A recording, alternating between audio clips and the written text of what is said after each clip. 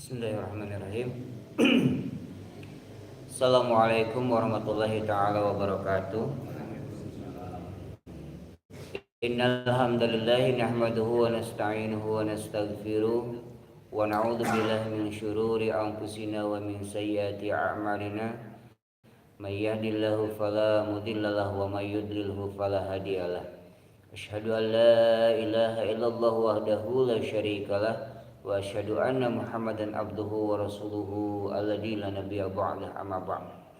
Faqala Allah Ta'ala fil Qur'anil Karim, a'udzu billahi minasyaitonir rajim. Wa likulli ummatin ja'alna mansakan liyadhkuru ismallahi ma razaqahum min bahimatil an'am. Wa qala Rasulullah sallallahu alaihi wasallam, innallaha katabal ihsanu ala kulli syai'in idza qataltum fa ahsinul qitlah wa idza dzabhtum fa ahsinul dzibhah falyuhid ahadukum syafratahu wal yurihda biha ta'ala. Bapak dan Ibu yang sama-sama dirahmati Allah Subhanahu wa taala, tentu puji dan syukur kita panjatkan kehadirat Allah Subhanahu wa taala yang pada subuh kali ini kita dipertemukan dalam keadaan yang sehat, al-afiat, dan semoga ini jadi wasilah Allah Subhanahu wa taala mencurahkan keberkahan atas kehidupan kita dan keluarga kita. Salawat serta salam semoga senantiasa dilimpahkan kepada Habibana wa Nabiyana Muhammad sallallahu alaihi wasallam, seorang pribadi yang telah memperkenalkan kita dengan syariat Islam, seorang pribadi yang telah berjuang dengan sepenuh pengabdian, sepenuh pengorbanan hatta kita mengenal Allah Subhanahu wa taala, mengenal penghambaan yang sesungguhnya, mengenal ibadah yang tidak kemudian bersandar pada ibadah-ibadah atau sekutu-sekutu Allah Subhanahu wa taala, yang menjadikan derajat kita menjadi derajat makhluk yang paling tinggi di antara makhluk yang lain. Nah, termasuk dalam ibadah sembelihan atau ibadah kurban, kalau kita perhatikan ayat yang menggambarkan tentang kurban ini dalam surat Al-Hajj ayat ke-34, Allah Subhanahu wa taala menggambarkan, a'udzubillahi minasyaitonirrajim, wa likulli ummatin ja'alna mansakan, bahwa kepada setiap umat itu Allah sudah menjadikan mansakan, pengorbanan. Artinya apa? Bahwa ibadah kurban itu dalam pengertian yang sebenarnya itu sudah dilakukan oleh umat terdahulu. Bahkan umat-umat sebelum baginda Nabi pun melakukan pengorbanan. Jadi kalau kita perhatikan, puncak rasa cinta, puncak rasa syukur seseorang kepada apa yang dia yakini memiliki kekuatan yang lebih besar adalah pengorbanan. Jadi kalau orang dalam mensyukuri kenikmatan itu kan ujungnya adalah ada fahadits wa amma bi ni'mati rabbika fahadits, kan gitu ya, bahwa seseorang itu ketika dia bersyukur kepada Allah maka dia akan berterima kasih kepada sesama. Kemudian dalam syukur pun dikenal dengan at-ta'ah. Maka ungkapan iblis ketika ia bersumpah untuk menjerumuskan keturunan Adam, kan sumpahnya karena engkau sudah menyesatkan aku, kan gitu. Fabima aghwaytani la'aqudannahum sirataka mustaqim tsumma la'atiyanahum min baini aydihim wa min khalfihim wa an aymanihim wa an sama'ilihim la'ajidanahum aktsarahum syakirin. Ketika iblis ini bersumpah kepada Allah, karena engkau sudah menyesatkan aku ya Allah, maka aku akan mengganggu keturunan Adam dari jalanmu yang lurus.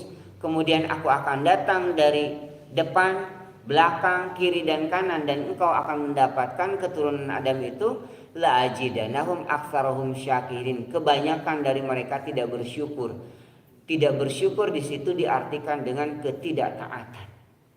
Maka Bapak sekalian, kalau kita perhatikan bahwa manusia itu ketika diberikan nikmat oleh Allah Subhanahu wa taala, maka bentuk syukur, di antara bentuk syukur itu adalah taat kepada Allah.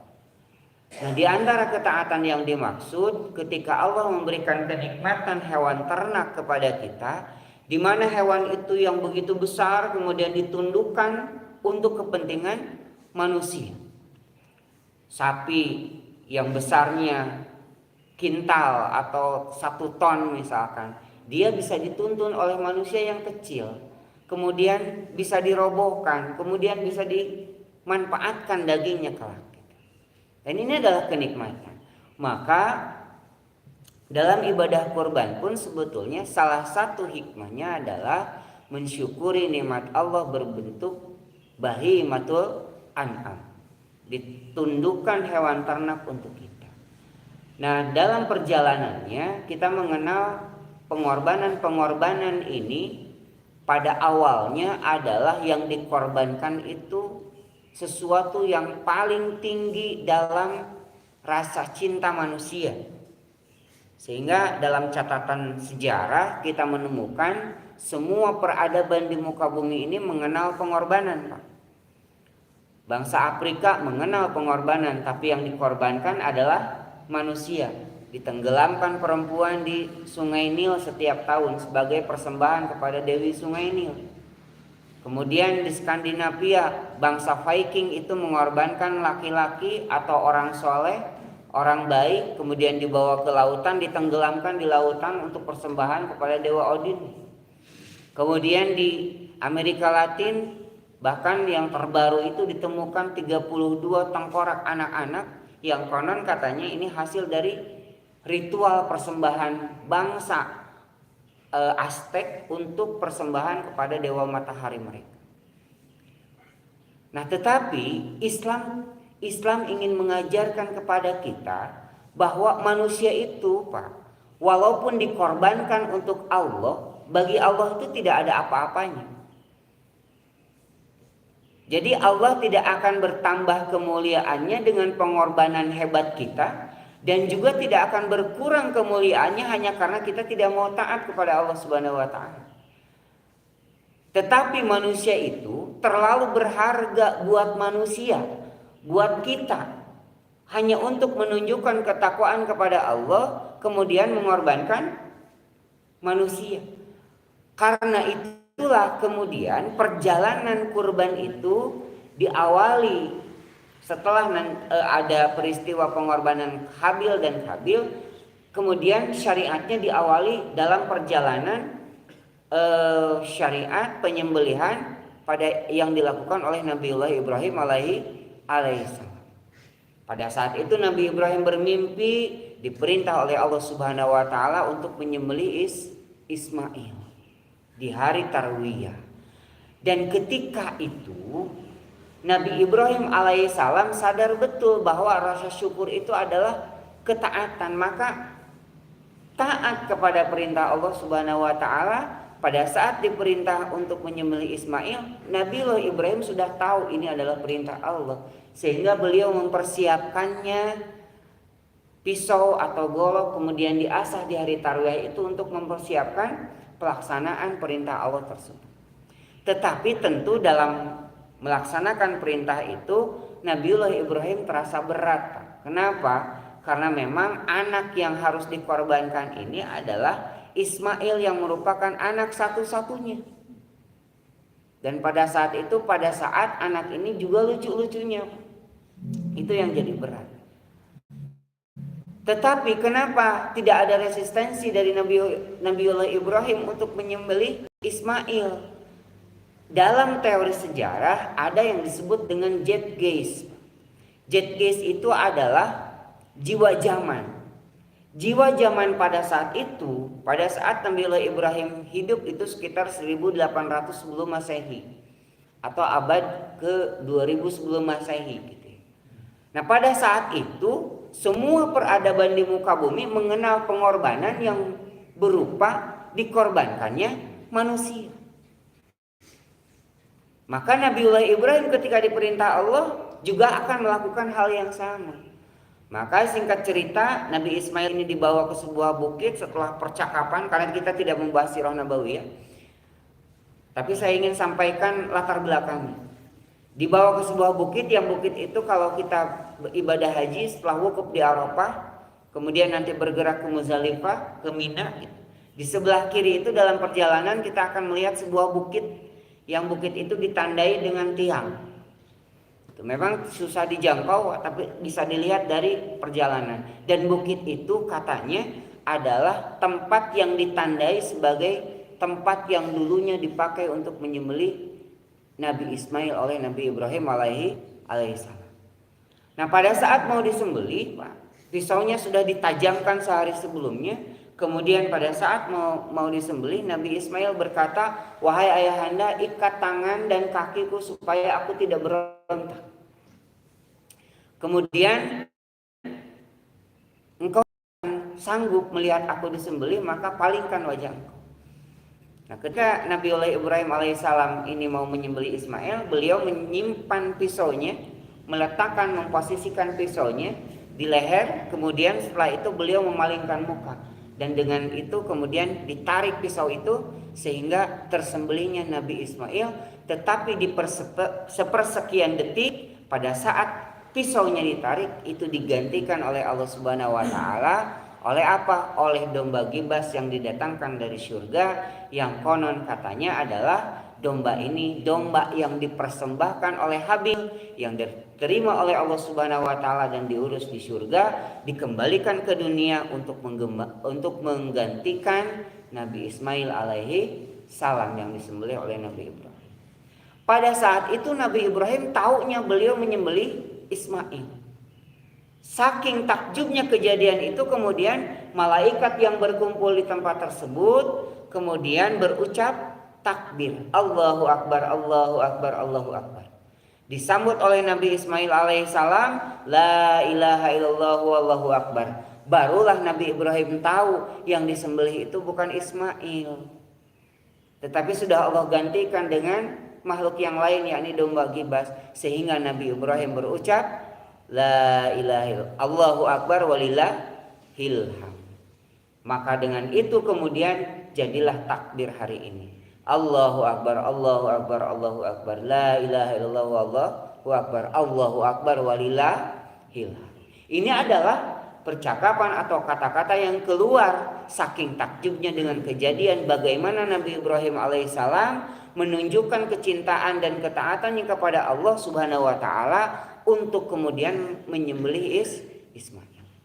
Pelajarannya adalah Bapak-bapak sekalian, dalam penyembelihan hewan, dalam penyembelihan makhluk yang diwajibkan untuk dikurbankan, maka yang harus diperhatikan adalah bagaimana Nabiullah Ibrahim mengajarkan kepada kita. Pertama, pisaunya harus tajam. Sehingga dalam sebuah hadis disebutkan, idza dabahtum fa ahsinu dzibah, kalau engkau menyembelih fa ahsinu dzibah, maka ihsankan penyembelihannya. Dengan apa? Fal yuhida ahadukum syapratahu, tajamkan pisau sembelihan. Jadi kalau misalkan kita mau menyembelih, pastikan pisau yang kita akan pakai itu dalam keadaan sangat tajam.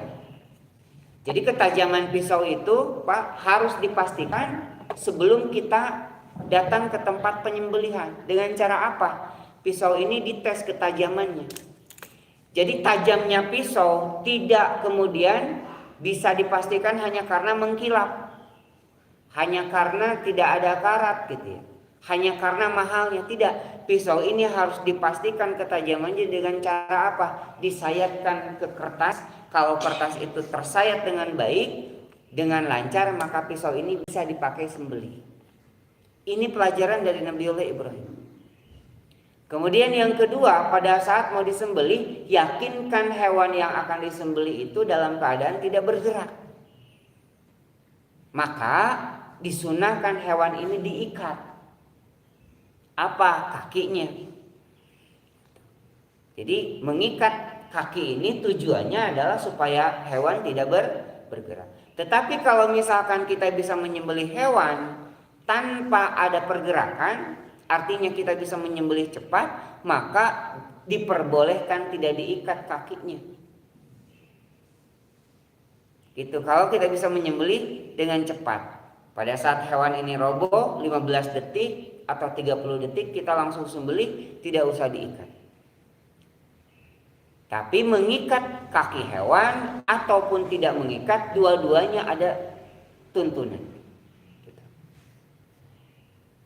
Kemudian pelajaran yang ketiga, ketika Nabiullah Ismail mengatakan, wahai ayahanda engkau tidak akan kuat, kemudian memalingkan wajahnya Nabiullah Ibrahim ini, bukan berarti pada saat kita menyembelih hewan kita memalingkan wajah, bukan. Tetapi menyimpan posisi pisau itu bagian dari syariat.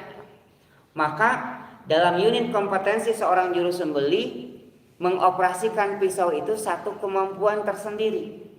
Maka nanti seorang penyembelih itu harus bisa, kalau dia mau menggunakan teknik tarik, maka dia bisa memposisikan pisaunya sebawah mungkin. Kalau dia mau menggunakan teknik dorong, maka dia posisikan pisau di ujung tajamnya pisau. Ini Pak bagian dari sunnah penyembelihan. Jadi kalau menyimpan pisau, menyimpan golok dalam posisi mau menyembelih, itu ada tuntunannya. Ini yang dilakukan oleh Nabi Ibrahim alaihissalam. Beliau menyimpan goloknya, menyimpan pisaunya sedalam mungkin. Kalau sudah pasti ini akan memotong, baru beliau menarik pisau itu. Baginda Nabi ketika mau menyembelih, beliau meletakkan kakinya di belikat hewan, kemudian memposisikan pisau itu dari atas. Sehingga teknik tarikan atau teknik dorongan dua-duanya ada pelajarannya, ada pedomannya, ada tuntunannya dari baginda Nabi dan Nabiullah Ibrahim alaihissalam. Yang keempat adalah pelajarannya adalah ketika selesai disembelih, maka ucapan yang keluar dari malaikat itu takbir. Allahu Akbar, Allahu Akbar, Allahu Akbar. La ilaha illallah, Allahu Akbar walillahil hamd. Inilah yang harus keluar dari mulut kita ketika hewan ini disembelih. Bukan yang keluar itu adalah astagfirullahaladzim. Artinya penyembelihan itu Pak harus melahirkan rasa takjub kita kepada Allah Subhanahu wa taala. Bukan rasa takjub kepada si penyembelihnya, bukan rasa takjub kepada alatnya. Wah, cina itu bisa motong sekali, itu bedog mahal. Kalau ketakjuban kita kepada alat berarti belum memenuhi apa yang diharapkan dalam ibadah kurban itu, karena rasa takjub itu harus kepada Allah. Bukan pula takjub itu kepada si penyembelihnya. Wah, jagalnya hebat, bukan. Tetapi harus melahirkan rasa takjub akan kehebatan Allah, menuduhkan hewan yang besar, kemudian memberikan kemampuan kepada manusia yang kecil untuk mengendalikan dan menyembelihnya, dan kemudian kita melihat bahwa proses kematian itu ternyata yang paling efektif adalah dengan cara disembelih. Dan yang terakhir, yang tidak kalah pentingnya dari pelajaran Nabiullah Ibrahim alaihissalam ketika menyembelih Ismail itu adalah ketika Ismail ini digantikan oleh domba gibas yang didatangkan dari surga, maknanya adalah siapapun yang akan melaksanakan kurban, yakni menyembelih hewan kurban atau udhiyah, hewan ternak, maka pilihlah hewan yang terbaik. Terbaik dalam pandangan siapa? Tentu dalam pandangan kita. Baginda Nabi menyebutkan yang terbaik itu adalah yang termahal yang bisa kita beli. Jadi tidak sunnah ketika siapapun yang mau berkurban carinya yang termurah. Dikeliling cari-cari pelayar termurah, kemudian tempat termurah itu yang dipilih, bukan Pak. Sunnahnya adalah cari yang terbaik dulu. Setelah itu silahkan Bapak tawar-menawar, temukan harga terbaik, kan begitu. Tetapi yang utamanya adalah cari hewan itu yang terbaik dulu, yang termahal yang bisa kita beli, yang paling bagus, baik bulunya, tanduknya, gitu. Kemudian posturnya, isi dagingnya dan lain sebagainya. Jangan yang jadi fokus adalah mana yang paling murah. Terserah nanti dombanya, sapinya seperti apa, yang penting murah dulu. Ini bukan bagian sunnah.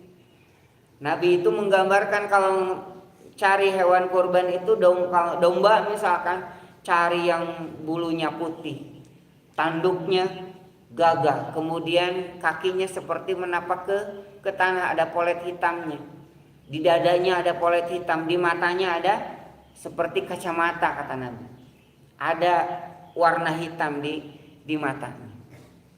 Ini bagian dari sunnah Pak. Ketika memilih hewan kurban, cari yang terbaik dulu. Apakah ketika beli hewan kurban tidak boleh tawar-menawar? Sangat dibolehkan. Karena itu bagian dari muamalah. Tetapi yang jadi fokus utamanya adalah cari hewan yang terbaik. Pilih yang hewan yang terbaik dalam pandangan kita. Nah, Bapak-bapak sekalian, masuk ke dalam kajian kita pada pagi ini, saya ingin menunjukkan bahwa bagaimana perbedaan antara syariat penyembelihan dalam Islam dengan kegiatan atau pematian hewan dalam agama yang lain gitu. Ini ada satu gambaran bahwa hewan ternak Pak, ketika mau dimanfaatkan, ada orang-orang yang memanfaatkan hewan ternak itu dengan cara yang dia pahami. Ini salah satunya seperti ini. Ada seekor sapi masuk ke sebuah ruangan, ini RPH, rumah potong hewan, tapi tidak dipotong Pak. Nyatanya kepalanya dipukul. Kemudian didatangkan lagi, dan sama yang dilakukan adalah kepalanya dimartil.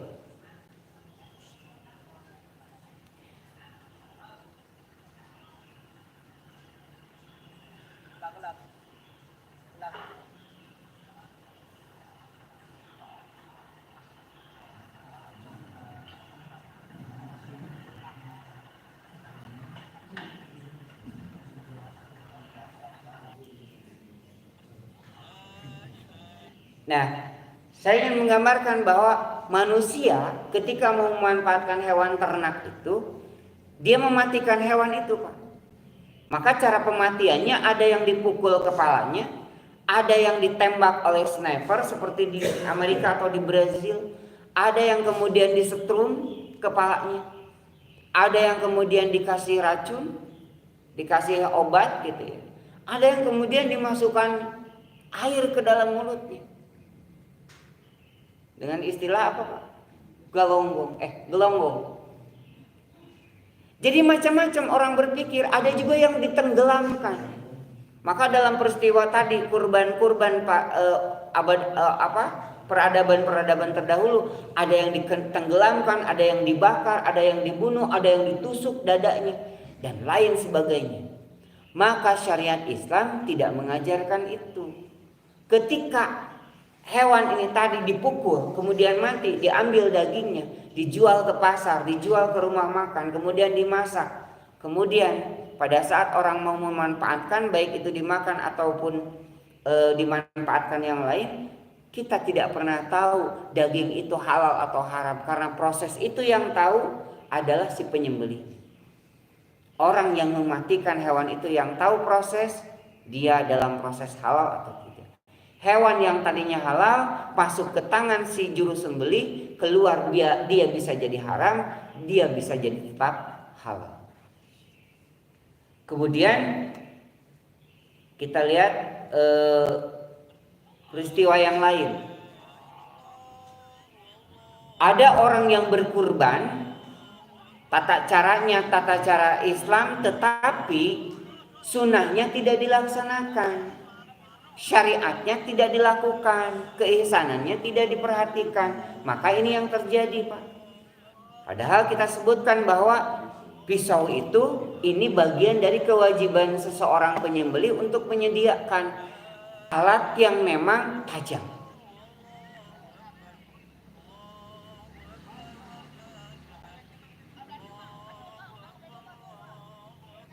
Bahwa Nabi mengatakan yuhida ahadakum syafratahu, tajam sembelihanmu, karena kita akan melepaskan nyawa makhluk Allah. Ini salah satu gambarannya saja.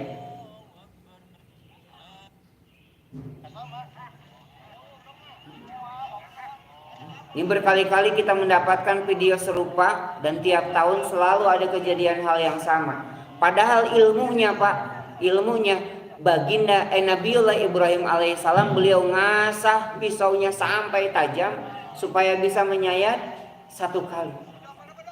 Kenapa tidak dilakukan? Kenapa tidak dilakukan? Mungkin sebagian dari masyarakat kita belum paham terhadap syariat penyembelihan itu. Baik, ini hanya gambaran saja. Nah, apa yang dimaksud dengan sembelih halal? Tadi kita perhatikan ada proses kematian dengan berbagai macam cara, Pak. Ada yang dipukul, ada yang ditembak, ada yang disetrum gitu ya.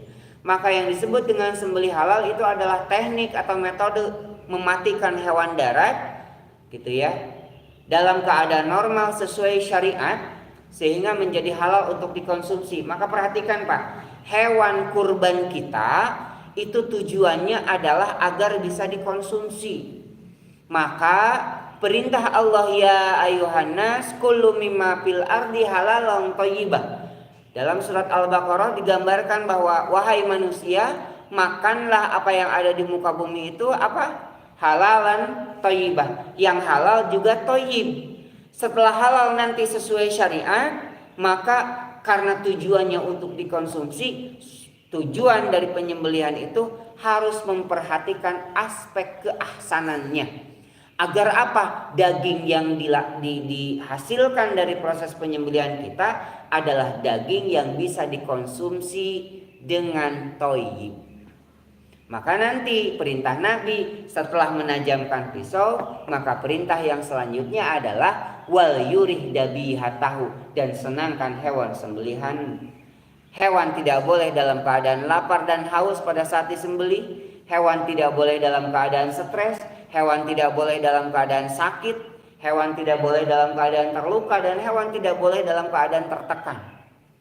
Agar apa? Ketika selesai disembelih Pak, daging yang dihasilkan itu daging yang bagus.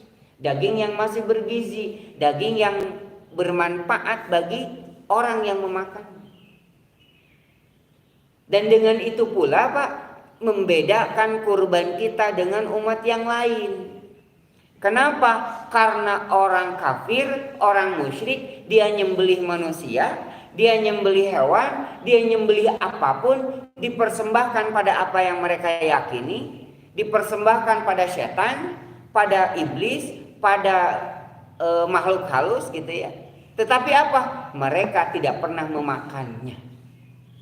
Coba lihat, di kita ada istilah sesaji. Mana ada orang yang makan sesaji Pak? Bakakak misalkan disimpan di bawah pohon besar Pak. Kemudian si yang mempersembahkan, yang ngantar sesajinya tidak akan makan. Tiba-tiba dagingnya hilang, wah sengaja diterima. Padahal diambil ke santri kan gitu. Karena santri menemukan daging itu harta karun kan gitu. Orang berbuat yang lain misalkan menyembelih untuk ruatan, kepalanya dikubur, dagingnya dimakan? Tidak. Kemudian ada istilah ritual larung. Kepala kerbau disembelih, kemudian kepalanya dilarungkan ke lautan. Dagingnya dimakan? Tidak juga. Kepalanya dimakan? Tidak juga. Maka kurban kita Pak, kurban yang kita lakukan dalam syariat Islam ini, endingnya adalah harus dimakan. Itulah salah satu sebab Rasulullah mengajarkan kita ketika pada Idul Adha ini Rasulullah berpuasa dari rumahnya, kemudian berangkat ke tempat sholat, mendirikan sholat 2 rakaat, kemudian menyampaikan khutbah, turun dari khutbah menyembelih hewan kurban dan mengambil bagian dari hewan kurban tersebut untuk dimasak dan dimakan. Jadi perkara yang paling pertama masuk ke dalam mulut baginda Nabi di hari Idul Adha adalah dari daging sembelihan. Oleh karena itu pula 4 hari, hari raya Idul Adha, hari tasyrik pertama, kedua dan ketiga itu diharamkan berpuasa. Untuk apa? Makan daging hewan sembelihan. Untuk apa Pak? Membedakan syariat kurban kita dengan syariat kurban atau penyembelihan atau pengorbanan agama orang kafir atau orang musyrik. Jadi salah betul ketika misalkan ada yang berkurban, tidak boleh makan karena kita berkurban. Supaya apa katanya, disingke pincang di akhirat. Tak hubungannya. Terkecuali dalam mazhab Syafi'i ada kurban wajib atau kurban nazar. Kurban wajib atau nazar itu bagaimana? Kalau kita punya hewan ternak, dari awal kita mentakyin hewan itu. Mentakyin itu apa? Mendeklarasikan kalau hewan itu adalah untuk kurban untuk Allah. Dan takyin itu, nazar itu yang kemudian menjadi sebab dia tidak bisa makan. Tapi tidak bisa makan apa? Tidak bisa makan daging hewan sembelihan kurbannya. Tapi dia bisa makan daging hewan sembelihan kurban yang lain. Maka ulama kita sangat bijak Pak, ketika ada orang yang berkurban, menyerahkan hewan kurbannya, maka biasanya ditukar dagingnya, ditukar kepalanya dengan hewan kurban yang lain supaya muqarib ini masih bisa makan. Walaupun tidak dari hewan kurban yang dia kurbankan, karena hewan kurbannya wajib. Tapi ini hanya dalam mazhab Syafi'i. Mazhab yang lain membolehkan untuk memakan daging hewan kurban. Lanjut. Apa syariat dari penyembelihan itu? Maka perhatikan, baginda Nabi mengajarkan ala inna zakah fil halqi wal labah. Sesungguhnya penyembelihan itu dilakukan di halqi dan di labah. Istilah dalam penyembelihan syariat Islam itu dengan istilah az-zakah dalam pengertian menyempurnakan atau membaguskan atau mewangikan. Artinya apa Pak? Tugas seorang penyembelih itu adalah menyempurnakan proses penyembelih atau proses kematian, bukan mematikan hewan.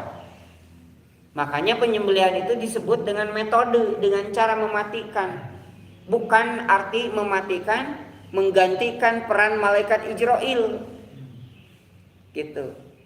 Jadi tugas kita hanya menyempurnakan proses penyembelihan itu dengan cara apa? Kata Nabi, menyembelih itu fil halqi, disayat di bagian halq. Halq itu di mana? Di sini ada jakun Pak, di leher kita, maka halq itu di bawah jakun.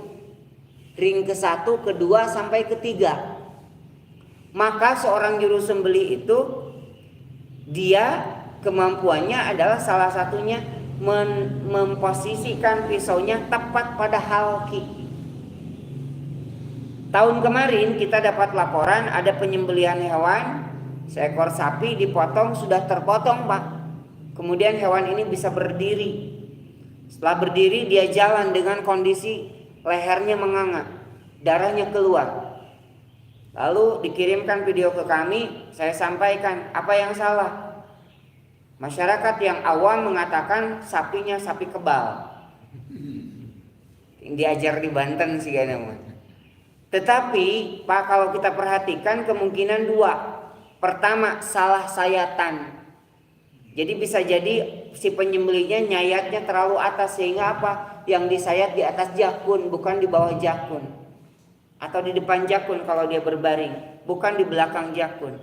Sehingga yang terpotong bukan halq, bukan tenggorokan, tetapi yang terpotong bagian lisan. Sehingga kulkum dan marinya masih utuh Pak. Dia masih bisa hidup. Bahkan dalam beberapa penelitian, hewan kalau dipotong di daerah lisan, artinya kulkum dan marinya, tenggorokan dan kerongkongannya masih utuh, itu dia bisa masih bertahan hidup selama 3 hari. Dan kalaupun dia mati, matinya bukan karena sembelihan, tetapi karena dehidrasi, kehabisan darah. Maka perhatikan kalau orang yang salah dalam sayatan, posisinya kalau dia mati Pak, matinya dalam keadaan bangkai. Kenapa? Karena syariatnya mewajibkan penyembelihan itu di halqi. Gitu ya, syariatnya begitu. Kenapa di halqi? Setidaknya ada 4 alasan. Yang pertama, daerah halqi itu Pak adalah daerah yang paling sedikit ototnya, sehingga memudahkan melakukan sayatan. Kalau daerah lain ini banyak otot, ketika otot ini tegang, maka daerah itu menjadi lebih keras daripada daerah halqi. Yang kedua, halki ini adalah posisi di bawah jakun ini berkumpulnya 4 urat. Berkumpulnya 4 urat kehidupannya. Ini apa? Hulkum, mari, wadaz. Karena ada 2 wadajain. Hulkum itu saluran napas atau disebut dengan trakea. Kemudian mari itu saluran pencernaan atau disebut dengan esofagus.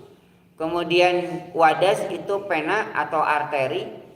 Ada 2 pena dan arteri sehingga disebut dengan wadajain, 2 saluran darah. Itu yang harus terpotong. Nah, berkumpulnya di bawah jakun, Pak, di daerah halki. Kemudian di situ pula karena ototnya lebih sedikit, diharapkan hanya berkumpul 4 bagian itu, maka harapan kita ketika disembelih hewan tersebut, maka dia paling sedikit merasakan rasa sakit daripada disayat di daerah lain. Kemudian alasan yang ketiga adalah di daerah halki ini ada satu, Pak, di leher ini ada satu sensor atau saraf. Ini ada satu urat yang pink ini, Pak, yang nyambung dari otak ke jantung. Yang menarik adalah saraf ini, Pak, di daerah sini, di daerah atas atau ini di atas jakun ya, di lisan yang warna merah ini. Kemudian yang dibulati ini adalah di jakun itu sendiri. Nah, daerah sayatan itu yang di hijau. Kalau seorang penyembelih, dia menyembelih di atas jakun atau di lisan, maka saraf atau sensor tadi akan ikut terpotong. Sama ketika di jakun di warna merah ini, saraf tadi juga akan terpotong. Kalau dilakukan sayatan di daerah halki atau di garis yang hijau itu, maka saraf tadi tidak ikut terpotong. Lalu apa maknanya, apa hikmahnya? Kalau pada saat disembelih terputus 4 bagian urat, hulkum, mari, dan wadaz, keluar darah, maka sensor tadi tidak terpotong, Pak. Dia masih bisa menyambungkan otak ke jantung. Sehingga otak akan memerintahkan jantung karena dia merasa ada stimulus darah keluar, maka dia perintahkan jantung untuk mengganti darah itu. Sehingga apa? Dia akan memompa darah lebih cepat. Dia akan ngambil darah yang masih tersisa di bagian-bagian tubuh yang lain, dipompa dan disalurkan. Dan tak jantungnya akan lebih cepat atas perintah otak. Melalui apa? Melalui sensor tersebut, namanya sensor tekanan darah dan tekanan udara. Sehingga hikmahnya nanti darah yang keluar akan semakin banyak. Daging yang dihasilkan karena darahnya sudah keluar banyak, maka daging pun akan sangat bagus. Kenapa? Dia tidak terkontaminasi dengan darah yang tertahan di daging. Ini, Pak, Nabi hanya mengatakan ala inna zakah fil halki, sembelih itu di halki, dan ilmunya baru ketahuan di abad ini. Ini anatomi leher sapi yang dibongkar dan dilihat ternyata saraf itu ada. Kalau Bapak menyembelih, darahnya nyembur, itu kemungkinan tepat posisi sayatannya. Tapi ketika disembelih, darahnya cuma ngalai itu ngalir tapi pelan-pelan, kemungkinan saraf ini terpotong. Sehingga apa? Detak jantungnya pelan atau biasa-biasa saja, sehingga darah yang keluar pun perlahan. Dan darah itu hanya keluar, Pak, dengan cepat 30 detik. Jadi 3 detik pertama dia keluar kencang, 3 detik kedua turun, detik ketiga turun sampai detik ke-30 dia berhenti.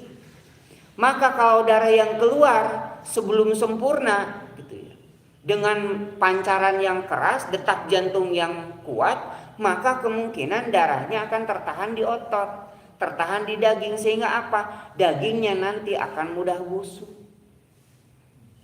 Gitu. Itu hikmah yang ketiga. Hikmah yang keempat, Pak, kenapa di halki? Karena ternyata daerah halki ini adalah daerah yang paling dekat antara ruh dan kematian. Sehingga apa harapannya? Ketika daerah ini disayat, hewannya cepat mati, tidak tersiksa. Maka dalam surat Al-Munafikun ayat terakhir, Allah menggambarkan ya ayyuhalladzina amanu anfiqu mimma razaqnakum min qabli ayati ahadukum maut fayaqulu rabbi laula akhartani ila ajalin qarib fasaddaqu aku minas solihin. Ketika nyawa itu sudah mau diambil, maka manusia ini berdoa apa Pak? Rabbi laula akhartani ila ajalin qarib. Ya Allah, tangguhkan waktu kematianku sebentar saja. Pada saat apa? Pada saat nyawanya sudah ada di gorgoro atau di halki ini, di tenggorokan. Itu ditutup pintu taubatnya, dibuka pandangan gaibnya, dia bisa melihat pahala atas amal-amalnya, siksa atas dosa-dosanya. Kemudian dibukakan pintu atau surga dan nerakanya, sehingga tempat kembalinya dia ketahui. Karena saat itu dekat dengan kematian, Allah bukakan pintu gaib. Sehingga apa? Tidak ada lagi kesempatan dia bertobat. Di mana nyawa itu yang dekat dengan kematian? Di gorgoro. Sehingga pada saat nyawanya sudah di gorgoro, ditutup juga pintu taubat. Inilah gambaran pada saat hewan ini disayat di daerah halki, harapannya adalah dia cepat mati sehingga tidak tersiksa. Baik, itu syariat. Nah, kalau hewan ini dipotongnya di atas jakun, maka kemungkinan yang terjadi itu seperti ini. Dan ini 2 tahun 3 tahun terakhir ini setiap tahun kita dapat kiriman video yang sama. Hewannya dipotong, kemudian dalam keadaan sudah keluar darah, hewan ini masih tetap berdiri.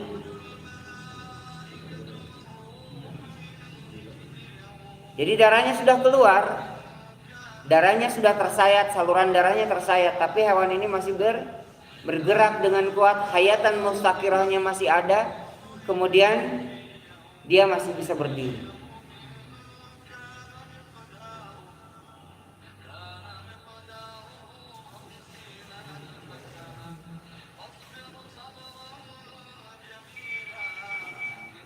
Hewannya dibaringkan lagi, disayat lagi, cuman sayatannya tetap di tempat yang sama, maka hasilnya pun sama, Pak. Maka perhatikan ya, sekali lagi syariat penyembelihan itu adalah di hal.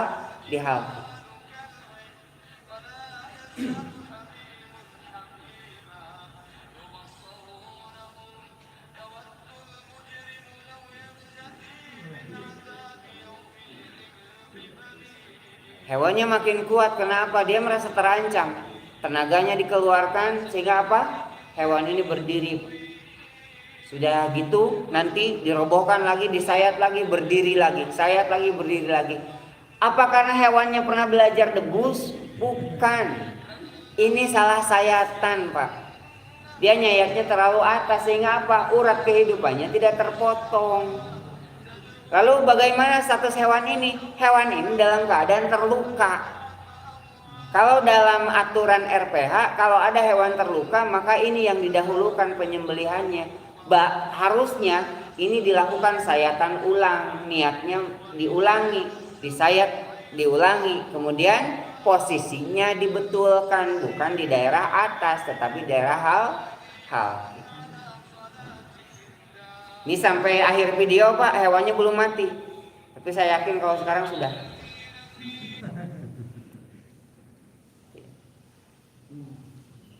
Baik, terakhir, apa syarat atau rukun kriteria seorang juru sembelih? Juru sembelih ini adalah dia harus seorang muslim.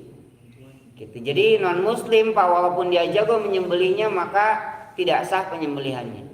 Yang kedua harus laki-laki atau perempuan. Jadi yang nyembelih ini harus jelas kelaminnya dan tegas. Jadi yang tidak tegas nih, yang ke bawah kakinya kesebelasan, ke atas keibuan gitu kan. Maka tidak diperkenankan untuk menyembelih. Yang ketiga harus balik atau tamyiz. Dia harus punya niat, dia harus mampu berniat, makanya harus tamyiz. Bisa pegang pisau, tahu ini alat, kemudian dia bisa mengucapkan tasmiyah. Bagian dari dia meniatkan hewan ini disembelih untuk Allah Subhanahu wa taala. Jadi kalau ada anak-anak walaupun hafiz Quran 3 tahun misalkan 4 tahun sudah hafiz Quran belum tamyiz, maka belum diperkenankan menyembelih.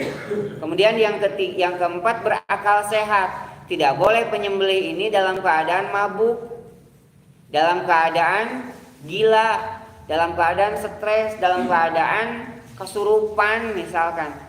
Akal sehatnya hilang, maka dia tidak boleh menyembelih. Maka hati-hati kalau ada yang nyembelih kemudian lagi miring, Pak, lagi mabok misalkan, awas, panitia harus tegas, tidak boleh dia menyembelih karena hasil sembelihannya haram. Ya. Kemudian yang kelima yang ini kita sosialisasikan, orang yang menyembelih itu adalah orang yang tidak menyia-nyiakan sholat. Maka dari itu lahirlah istilah juleha untuk menggantikan jagal. Karena jagal ini walaupun kita yakin adalah ahli sholat, Pak, tapi seringkali jagal itu dicitra dirikannya tara sholat. Gitu ya, oleh masyarakat kita. Padahal kan mungkin saja suudzon, Pak, saya jagal tapi sok sholat. Maka dari itu karena citra dirinya negatif, kita geser istilah jagal itu dengan istilah juleha, juru sembelih halal. Agar apa? Yang tadinya dianggap sangar, dianggap menakutkan, jauh dari sholat gitu ya, kemudian kita harapkan dengan istilah yang baru, berganti baju, kemudian akhlaknya juga berubah, minimal jaga sholatnya. Sehingga apa, nanti dalam ibadah kurban itu yang paling pertama dilakukan apa? Fasholli lirabbika wanhar, dirikan sholat kemudian laksanakan kurban. Jangan sampai dia nyembelih hewan tapi sholatnya ditinggalkan. Ini cenah kagok gitunya. Subuh lewat, sholat id lewat, duhur lewat, asar lewat, ditiir sampai isya geus capek lewat semua. Nah maka tidak menyanyiakan sholat ini bagian dari kriteria seorang penyembelih. Bahkan dalam SKKNI lebih lagi ditegaskan seorang penyembelih itu kriterianya lebih banyak, 13 kriteria.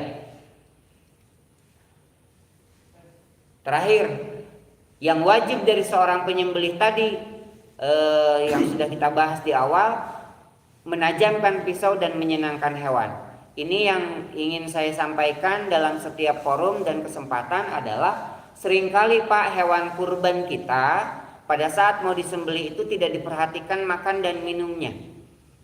Jadi seringkali hewan itu karena mau dipotong datangkan sudah langsung dipotong tanpa dikasih makan dan minum. Kewajiban kita seorang penyembelih dan kewajiban kita sebagai pelaksana ibadah kurban adalah memastikan hewan ini dalam keadaan perutnya sudah terisi. Tetapi catat, hewan itu harus berpuasa, berhenti makan dan beristirahat 12 jam sebelum dilaksanakan penyembelihan. Kenapa? Alasannya sederhana. Kalau hewan ini diberikan makan di bawah 12 jam, maka kemungkinan nanti makanannya masih ada di lambung. Pada saat disembelih itu kembali ke daerah sayatan. Makanya kalau dipotong dia keluar hijau. Nah hijauan ini yang kemudian akan mengotori daging sehingga dagingnya tidak ahsan, tidak thayyib gitu. Kemudian karena dia sudah bercampur dengan asam lambung, khawatirnya nanti asam lambung ini kemudian melewati daerah sayatan dan itu sangat menyakitkan. Hewan dalam keadaan sakarat, kemudian dia tersakiti dengan apa? Dengan perbuatan panitia atau penyembelih yang ngasih makan. Jadi ngasih makan itu, Pak, itu niat baik tapi tidak selalu baik. Ya, cenah karunya pasian makan sebelum dipotong itu sebetulnya justru mendolimi nanti. Atau nanti Ustaz jangan berkurang dagingnya moal, Pak. Itu oke kan aya diet sebulan tetap we anger badag gitu. Artinya tidak akan berpengaruh pada daging. Yang kedua yang harus diperhatikan, walaupun hewan ini dipuasakan makan, dia tetap harus diberi minum. Sampai kapan? Sampai mau disembelih. Kalau bisa sebelum sudah dibaringkan dikasih minum kalau bisa. Tapi bukan dia kasih selang, Pak. Itu mah gelonggong, kasih minum. Artinya sediakan tempat minum supaya dia berpuas-puas minumnya. itu ternyata bagian dari yang membahagiakan. Kenapa? Karena dalam beberapa hadis tentang kematian, banyak orang yang ketika akan sakaratul maut, dia dalam keadaan haus yang luar biasa. Dan kami pun mengalami ketika ayahanda mau meninggal itu pada malamnya setengah jam sekali itu minta minum, sup minum.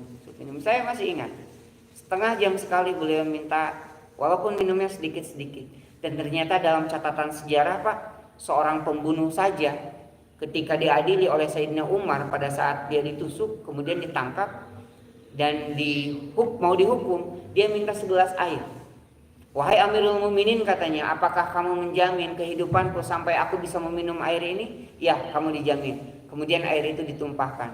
Inilah yang kemudian dia terpending hukumannya. Karena janji seorang muslim itu harus ditepati. Nah Bapak, tolong kalau nanti di ibadah kurban sediakan minum, karena itu salah satu sunnah yang akan membahagiakan hewan dan manfaatnya buat kita. Nanti hewannya akan tidak stres gitu ya, akan senang, kemudian nanti dia tidak akan dehidrasi. Dehidrasi itu nanti jadi penyebab kotoran susah dibuang, susah dibersihkan, kemudian kulit susah dibuka.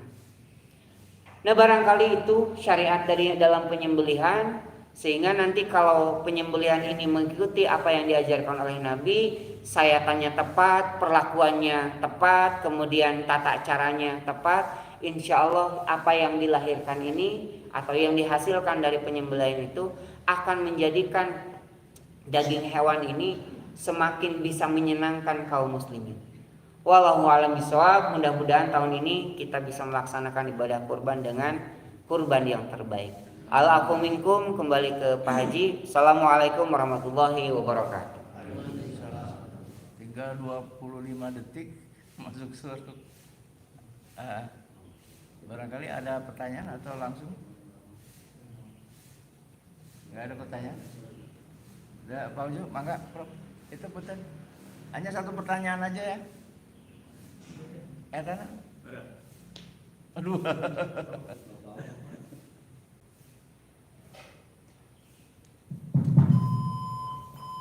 Yang apa dilebihin sedikit? Assalamualaikum warahmatullahi wabarakatuh. Assalamualaikum. Apakah hewan yang luka itu boleh untuk hewan kurban? Baik. Hewan yang luka Pak. Hewan yang diharamkan atau tidak boleh dijadikan kurban itu, pertama hewan yang sangat kurus.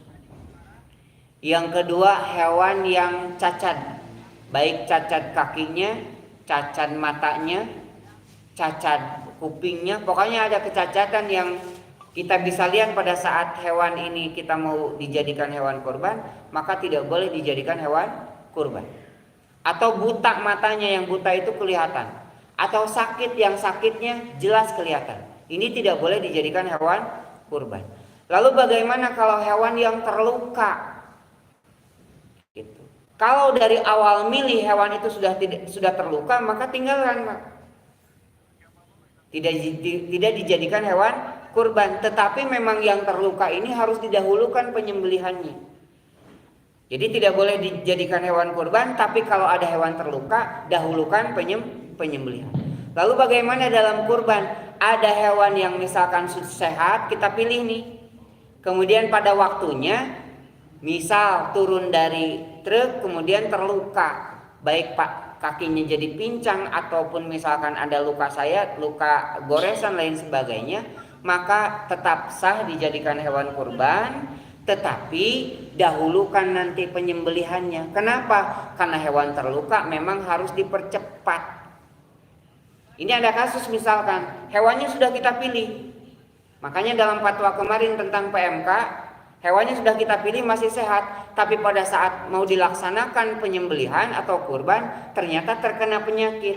Maka fatwa itu, fatwa nomor 32 MUI tentang PMK kemarin, itu menyatakan kalau hewannya dalam keadaan sehat dan masih bisa dimanfaatkan, dalam artian sakitnya tidak parah, masih bisa diambil manfaatnya, maka percepat proses penyembelihannya, tetap sah sebagai hewan kurban.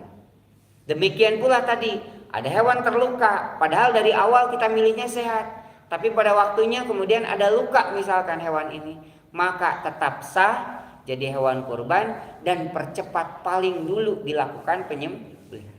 Begitu Pak Haji. Terus yang terakhir ini yang saya tetap penasaran itu kan ada beberapa keterangan bahwa yang akan mengadakan kurban tidak boleh potong rambut, tidak boleh potong ini itu. Ini masih penasaran bagaimana? Betul. Baik Pak, jadi kurban ini adalah bagian dari ketaatan. Maka ketaatan itu akan diuji pada saat kita akan melaksanakan kurban. Maka disunahkan, gitu ya. Disunahkan untuk apa? Ketika masuk tanggal 1 Zulhijjah, disunahkan kita berpuasa, memperbanyak puasa, kemudian memperbanyak zikir dan menahan diri dari memotong kuku dan rambut. Kenapa Pak? Hikmahnya, perhatikan, ternyata hewan itu kalau misalkan dia mau disembelih Pak, maka ada perubahan emosi, perubahan kondisi hewan kalau diganggu. Kukunya dipotong, misalkan rambutnya dipotong dalam jangka waktu 1 bulan, itu bagus. Tetapi kalau mepet ke waktu penyembelihan, hewan ini jadi stres. Saya mungkin tidak kaitkan dengan mitos ya. Samson saja hilang kekuatannya ketika dicukur kan gitu. Jadi kalau hewan ini dicukur dalam waktu yang dekat dengan penyembelihan, hewan ini mulai stres Pak. Maka hikmahnya adalah berhenti di hari ke-10, artinya dari tanggal 1 hewan ini jangan diapa-apakan, jangan dicukur, jangan dipotong kukunya. Itu pun berlaku untuk yang berkurban. Sebagai apa? Melatih ketaatan kita. Seperti itu hikmahnya. Jadi kenapa harus nahan diri? Melatih ketaatan pada saat nanti hewan kurbannya pun sama. Dia tidak dipotong rambutnya, tidak dipotong kukunya, dan pada saat sudah disembelih barulah diperkenankan kita memotong kuku dan memotong rambut kita sebagai bagian dari ketaatan. Jadi maksudnya kalau sudah masuk Rayagung gitu ya. 1 Zulhijjah Pak. Ya, jadi kan sekarang sudah berkurban, Sudah niat sekarang. sudah datang, sudah itu masih bebas gitu. Bebas Pak. Jadi hitungannya nanti dari mulai tanggal 1 sudah nahan diri memotong rambut dan memotong kuku. Nanti kalau hewannya sudah dipotong, maka dengan itu inna sholati wa nusuki wa mahyaya wa mamati lillahi rabbil alamin. Akhirnya kita boleh memotong rambut dan kuku. Kalau dalam ibadah haji tahallul. Begitu Pak Haji. Cukup saya pikir ya. Hah? Cukup?